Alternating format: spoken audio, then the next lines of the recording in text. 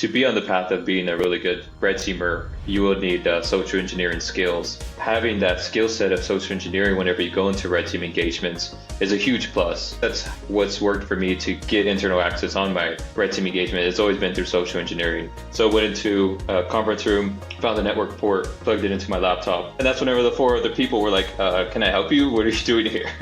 So I was like, oh snap, like I'm busted. And he was like, I probably shouldn't be telling you all this stuff because you're like in social engineering club. My boss is going to get mad if I tell him that I'm... Hi, I'm Kyser Clark, and welcome to The Hacker's Cache, the show that decrypts the secrets of offensive security one bite at a time. Every week I invite you into the world of ethical hacking by interviewing leading offensive security practitioners. If you are a penetration tester, bug bounty hunter, red teamer, or blue teamer who wants to better understand the modern hacker mindset, whether you are new or experienced, this show is for you. Hello, welcome to the Hacker's Cache. My name is Kyser Clark. I've been in the cybersecurity field for over 6 years now, and I currently work as a full-time penetration tester. Today I have Jacob Villarreal, who worked as a IT systems analyst for a year, and then pivoted into systems engineer for a year and a half, and has been working as an attack and penetration consultant for 2.5 years now. For education, he has a Bachelor of Science in Cybersecurity. Certifications include Certified Red Team Professional, CRTP, OffSec Certified Professional, that's the OSCP, and a CompTIA Security Plus. So Jacob, thank you so much for doing this podcast episode with me. Go ahead and walk through your background and introduce yourself to the audience. Yeah, hey everybody. So my name's Jacob. Great to be here. First of all, thanks for inviting me over here. I think we're talking about some pretty cool stuff. Kind of going into school, right before I went back, I took a little bit of a break, longer than expected. Didn't know what I wanted to do. Saw some YouTube videos about DEFCON. Sounds like pretty cool stuff. It's kind of how I got introduced to pentesting, offensive security. So I was like, all right, so how do I get into this thing? And online, a lot of the resources were like, well, you need a bachelor's, you need some IT experience, and then maybe you could land that role. So it's kind of the path that I went. I moved back home with my mom, went to the college there, UT San Antonio, graduated my bachelor's in cybersecurity. I did the wrong thing, which is I didn't go into the cyber clubs. I didn't get internships. It was just a whole thing. So from that, I didn't have a lot of opportunities presented to myself. So that's whenever I went into the help desk route. And then that's kind of whenever things started to kick in. I was like, all right, I need to start kicking in my studies. Got the Security Plus. From there, I moved way to the DC area for a job as a system engineer, which was pretty cool, really great opportunity, learned a lot of great stuff, and that's kind of where my technical skills grew. While I was there, I was like, all right, what do I need to do next? So I looked online, a lot of resources were like, get the OCP. I was a little bit familiar with it. It was a scary thing to try to take on, but I was like, all right, I got to do it. So spent about 6 months or so studying for it, failed twice, passed on the third time, and then that was pretty much how I was able to get my foot in the door. And then finally get an opportunity at the place that I work now, which is a consulting firm, doing pen testing work, which is what I really enjoy now. Been doing it for a while, 2.5 years or so, not crazy amount of time, but a good amount of time. And I'm really enjoying it. So it's a really fun field, and I'm happy with it. It's definitely the best job I ever had so far, so I'm enjoying it, pen testing as well. But yeah, interesting story, and thanks for sharing that. All right, so let's go ahead and get a rapid fire round. So for the new audience members, Jacob will have 30 seconds to answer 5 questions. And if he answers all 5 questions in 30 seconds, he will get a bonus 6th question that's unrelated to cybersecurity. Jacob, are you ready for the rapid fire round? Born ready. All right, here we go. Your time will start as soon as I stop asking the first question. Do you think biometrics are secure? Yes. Do you think cybersecurity will ever be fully automated? No. Are cybersecurity boot camps worth it? No. On a scale from 1 to 10, how important is a certification to a cybersecurity career? 7. Do you think cybersecurity should be the top priority for companies? Yes. All right. That is 29 seconds, so you beat the buzzer, so congratulations. Nice. Here's a bonus question, totally unrelated to cybersecurity, but it is a hot topic in society that we all have to know. Is water wet? Oh man, that's like a big philosophical one. I don't even know how to approach that. I mean, I'd say yes, but I'm also dumb, so I'm sure there's a logic to why it's not wet, but I'd say yes. I think it is wet. I've touched water before and it feels wet to me. So that's the only logic that I have for that one. Yeah, I can see it going both ways. It is, there's definitely a debate there. It's why it's always, a fun debate to bring up. I don't know. I'm kind of with you there. I mean, I go back and forth between the two, but I think, yeah, water is wet. I mean, I the think, haters are going to hate in the comments, I think, but we're yeah, going to go with water is wet here. I think we're both right. Okay, so I think your most interesting response out of the rapid fire questions is, do you think cybersecurity should be a top priority for companies? And you said yes. And the reason why I'm picking this question is because I actually disagree with you. So I want to talk about that. Let me tell you why I think it's a no. Because I think it's a no because companies, their primary goal is to make money typically, unless you're like a nonprofit or something. But typically their main goal is to make money, and that's their top priority, and I think that will always be their top priority. And I honestly think that like cybersecurity is always going to be an afterthought. And I look at it this way, like for me as like an individual person, you know I have to have car insurance. It's like a good idea to have car insurance, but it's like, I don't, it's not my top priority to get car insurance. You know what I mean? There's so many things that I have to do as a person to like keep myself secure and safe. Car insurance is one of them, health insurance, but like I don't put car insurance, health insurance, and all that stuff at like the top of my priority list. You know what I mean? There's tons of other things that I'm worried about day to day. So that's why I don't think cybersecurity isn't the top, shouldn't be a top priority, and I don't think it ever will be. But feel free to disagree and let me know why you think otherwise. Yeah, I think that is a really good point. And definitely about the car insurance thing. I live in Texas. A lot of people have that same opinion where they don't have car insurance, just at all. So I could definitely see how people, have that logic as well. I think for companies too, it's also kind of why I hesitated a bit because I was like I know, there's that profit thing. They obviously can't have a company without profit, so that's going to be their top priority. So I came with a very, very biased answer where I'm like, I'm in security. I'm in security. It has to be the most important thing. So for me, it is. So I know for companies, it's not. So I definitely understand that. But for my take is always like, you got to secure it, or else if you don't secure it, then and something happens, you start losing the trust from the customers. At one point, I used to work at Target as a cashier. It was way back whenever that whole Target hack thing happened. And people would Oh come in and wow. be like, oh, well, I don't want to give my credit card because, it got breached and everything. So even though it's not as important, there is some importance in there. But yeah, I definitely do see how profit would be the number one thing. But for me, in my heart, security is number one. Yeah, I totally agree with you there. Like, I'm not saying like cybersecurity is definitely my top priority. It's my job. It's how it's my passion. This is I'm making a whole show about it. So yeah, cybersecurity is definitely my top priority. But I'm not gonna. I can understand like if I tell a company I'm like, hey, here's a list of vulnerabilities, and there's some things that are like I would say lower on the priority list. Like if I give a company a bunch of low findings right from a pen test, and if they don't patch them, I'm not gonna be like, why didn't you patch these? You know what I mean? Because like in theory, like they're very hard to exploit, in practice, and they got bigger fish to fry. So, but now if I give a pen test and there's like a critical vulnerability, then I'm gonna be like, all right, you guys need to fix this. You know what I mean? Yeah, my stance is it should it be its priority? Yeah, it should be up there because, like you said, it hurts your reputation. It could.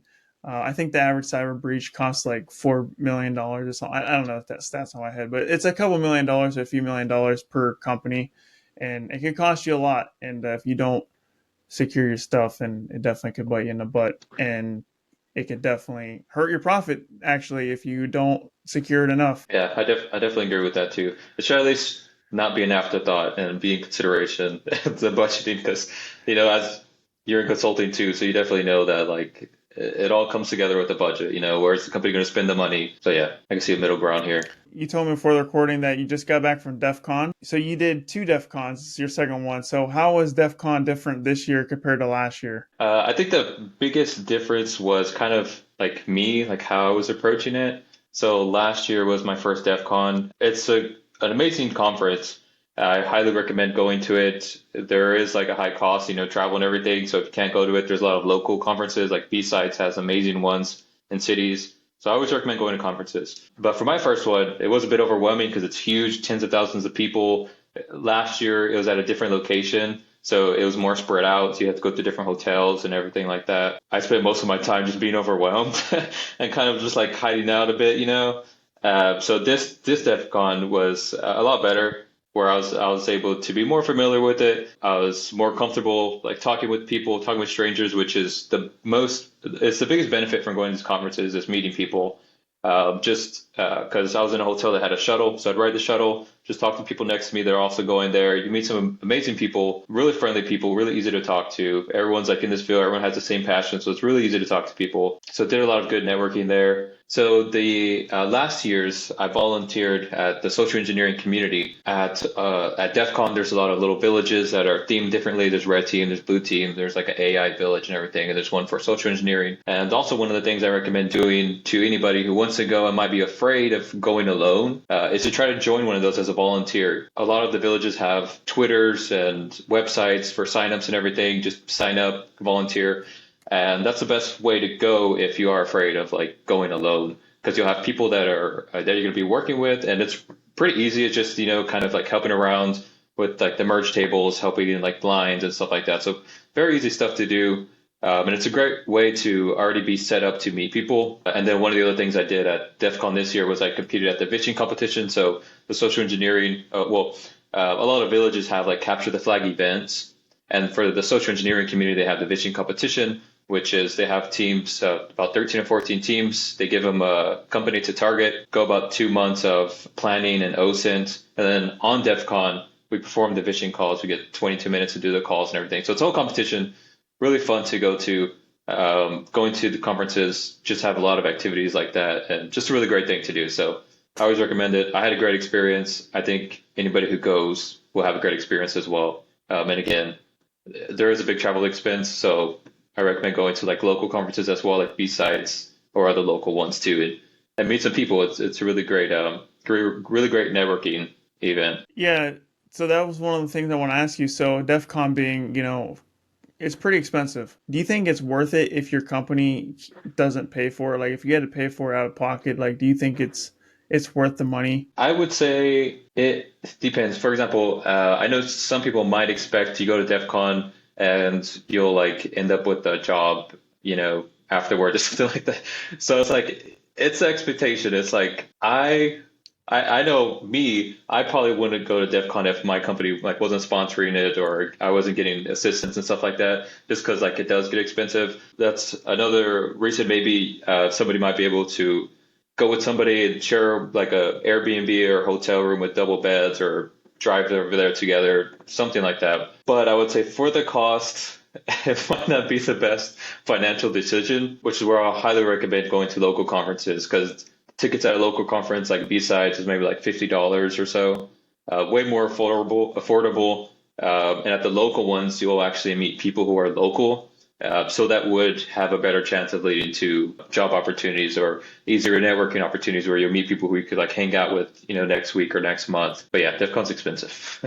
Very expensive. Unfortunately, I was able to go this year. Hopefully, I can go next year. I talked to my employer about it, and hopefully, I can go next year. So we'll see what happens. Yeah. So, like you mentioned, the B side. I actually haven't been to a B sides either. I've only been to one conference. It was the AWS Reinforce, which is mostly like cloud security, which is kind of out of my element. But my company sent me there, and they're like, "Hey, we got an extra ticket for AWS Reinforce." I'm like, "Sign me up." So I went to that.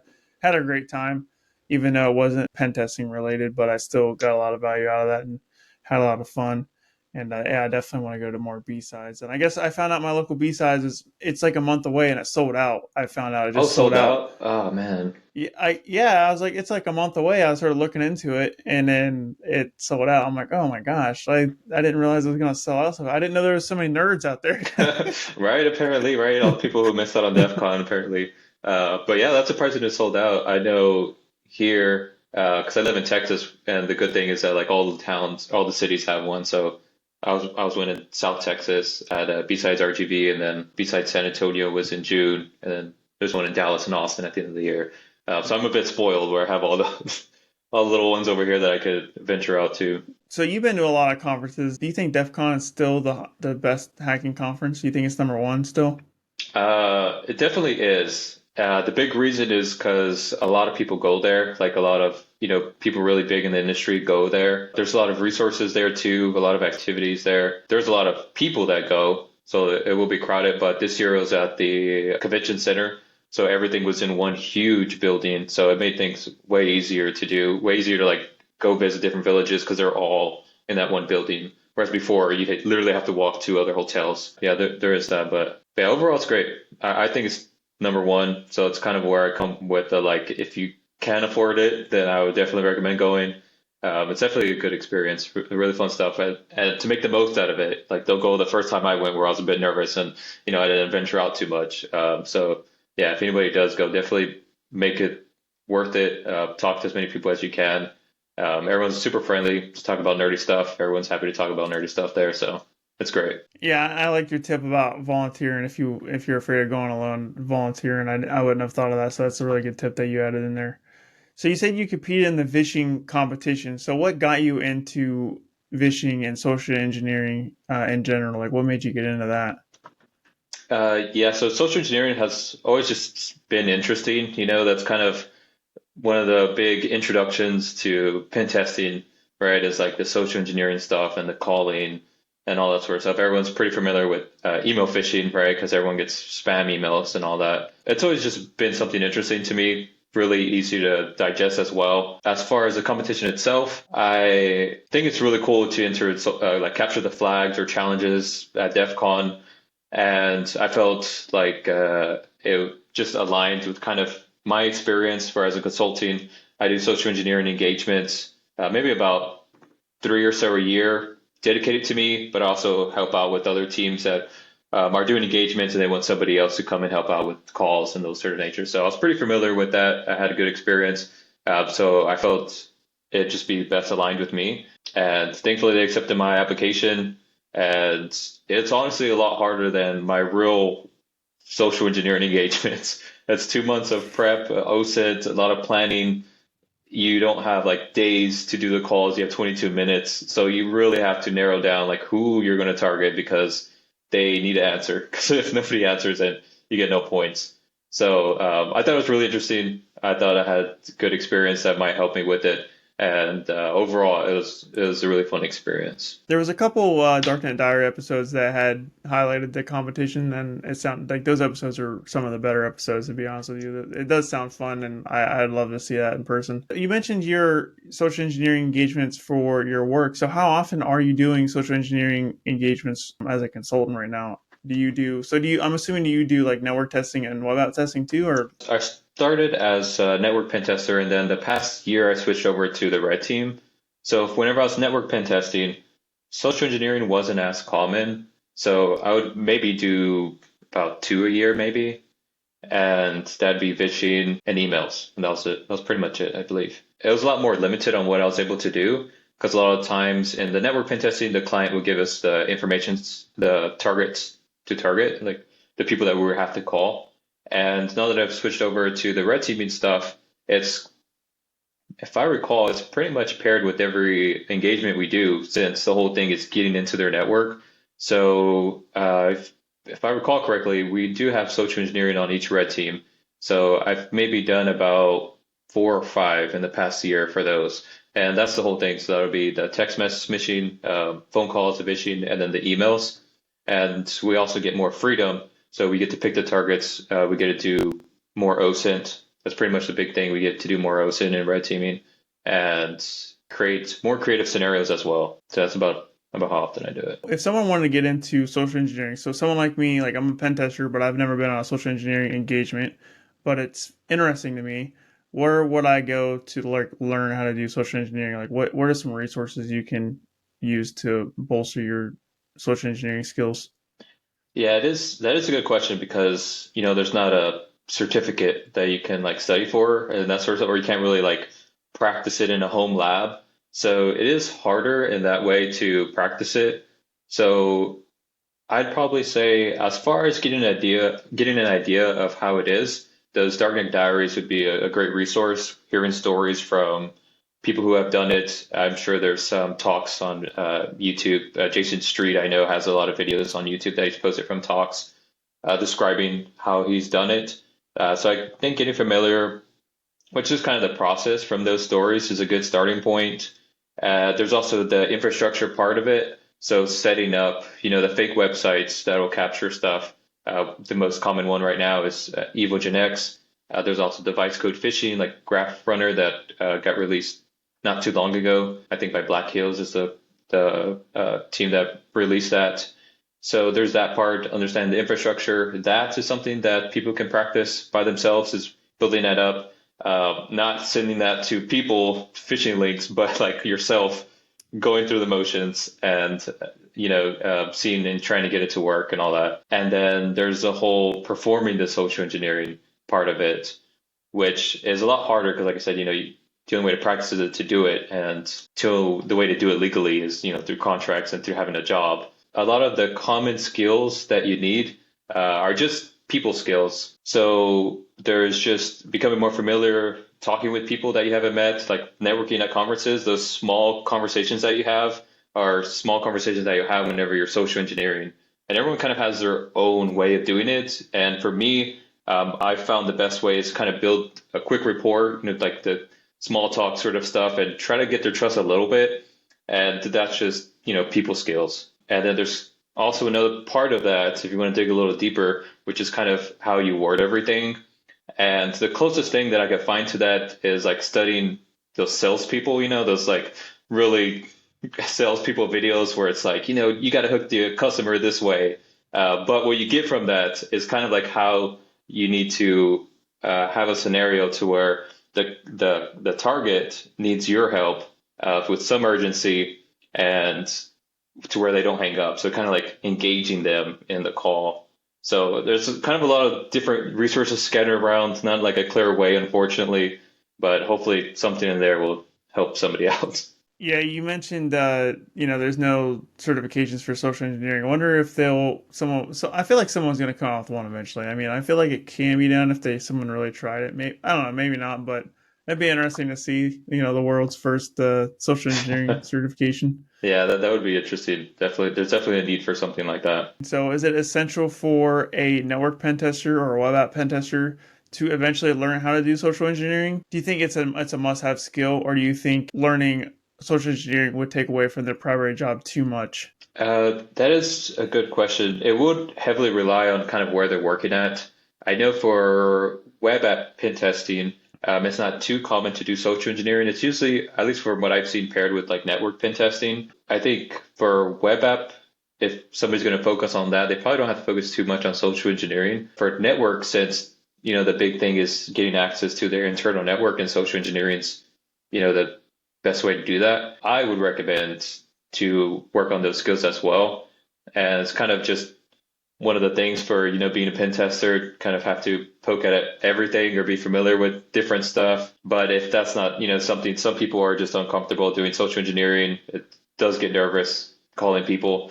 So you can definitely be a great network pen tester without doing social engineering. Just, one of the parts to it that people can study if they want to. And then to further that question, so if someone want to go into red teaming, do you think every red teamer has to be at least somewhat familiar with social engineering, or do you think like a good network pen tester can really just focus on like network red teaming and not worry about the social engineering aspect of it too much?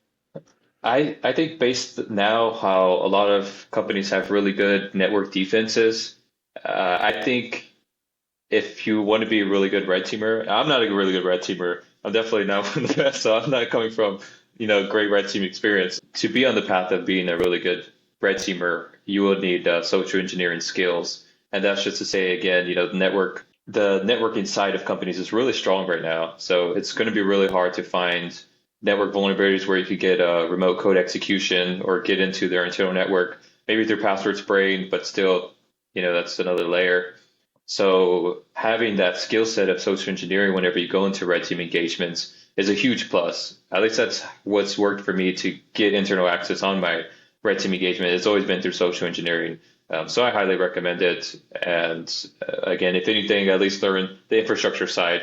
Maybe get away with smishing and email filters where you don't have to do the phone calls, but at least something that you'll need to be better. Yeah, that makes sense. I think it's pretty good advice, especially for people who want to get into red teaming. Maybe they're a pen tester and they're trying to level up to be a red teamer.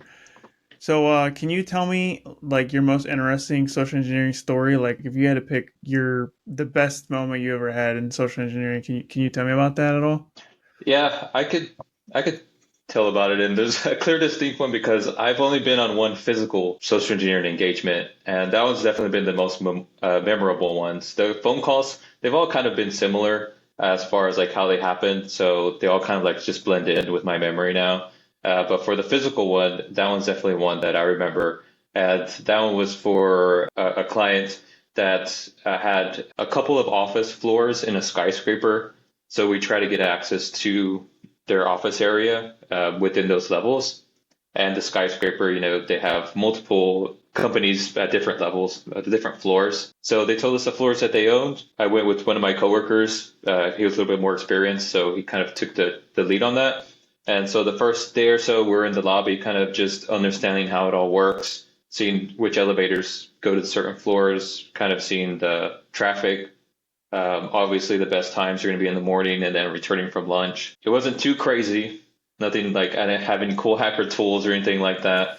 But it was pretty much just the good old tailgating. So one of the elevators opened. It was on the third day, so I finally got the nerves to do it. I was on the third day. I went up to the elevator. I followed maybe about 4 or 5 people. I followed them in, and they went. They picked the floor. I saw the number of highlights. I was like, perfect. That's the floor that I need to go to. I'll just ride it up there with them. To get to the floor, this is where I made the mistake. So I followed them. So I was in the front. So once the door opened, I had to step out first, but I have a badge that worked. So I kind of had to linger around a little bit. And that's whenever the four other people were like, "Can I help you? What are you doing here?" So I was like, "Oh snap! Like I'm busted. There's nothing I can do." So I was like, "Oh yeah, sorry, I'm on the wrong floor." And they're like, "Okay." And then they pressed the button. They called the elevator for me to go back down. So I was like, "Oh dang, I failed." So I went back in the elevator. I pressed the next floor. I was like, maybe I'll get lucky. So I pressed the next floor that the company is in. I dropped down to the floor. The elevator door opens.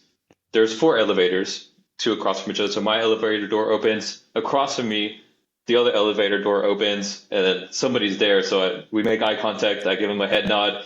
He was in a rush, apparently. So like he bolted out the elevator door. He scans his bed, opens the door wide open. So I follow him in.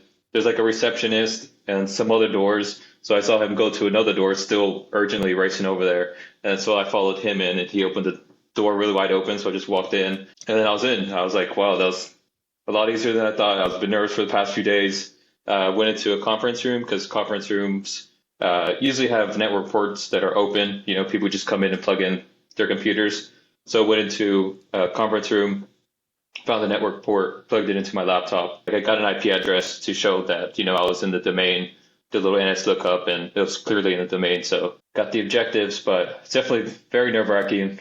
My first and only physical pen test, so definitely a good memory. That sounds like a real thrill. So let's learn here, everybody.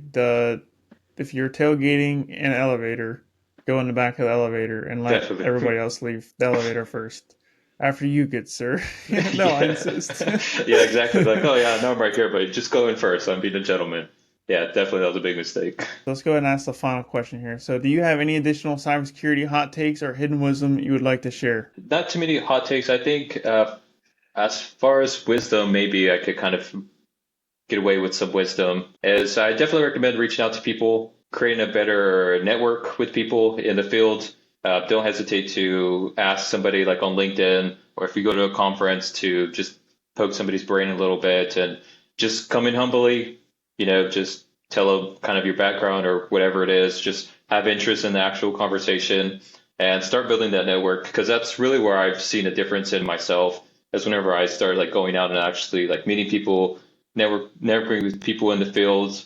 Again, that's something I didn't do in college, which were the whole, I didn't have a lot of opportunities afterwards. So now I definitely preach that if you're in college, like go to the clubs that you can go to and sign up for. It's okay if you aren't an expert or an elite hacker already. Everyone starts off from the beginning. But yeah, I definitely say networking with people is a really good thing. Being open to that and putting yourself out there is really helpful and really, really beneficial for people. Yeah, that's really good advice, and that's something that I've been getting better at too. As a matter of fact, like I hit up Jacob. We never talked before this recording, and I just hit him up on LinkedIn, like, hey, you want to be on my podcast? I was looking for pen testers, and that's really all it takes. You just send someone a message on LinkedIn and have a conversation with them, And you don't have to, like, for me, like, I'm recording a conversation, but for if you don't have a podcast or if you don't want to like make content stuff, like, you could just, hey, can you do a call and then just talk to someone about things. Because what's nice about this field is, I mentioned this in other episodes, but it's really important. But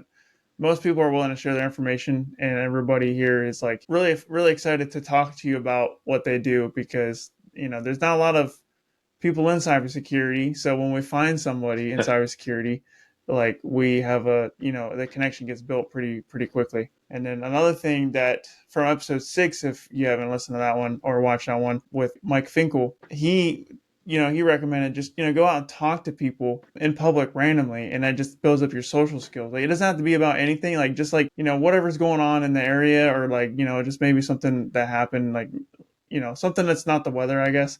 And you can, for example, like, I was at a bar in an airport and I saw a guy with a Green Bay Packer wallpaper on his phone, and I started talking about football with him, and I started talking to this guy and ended up getting acquainted with this other guy. So definitely talk to people in public just randomly, because you just never know. Another time, when I was on a flight, it was actually the same day that I met a red teamer at the bar, because I got on my flight and I was reading the Tribe of Hackers, and I was reading the book, and the person next to me was like, "Oh, Tribe of Hackers is a nice book." I was like, "You're in cybersecurity?" They're like, "Yeah." And then we talked the whole flight there about cybersecurity.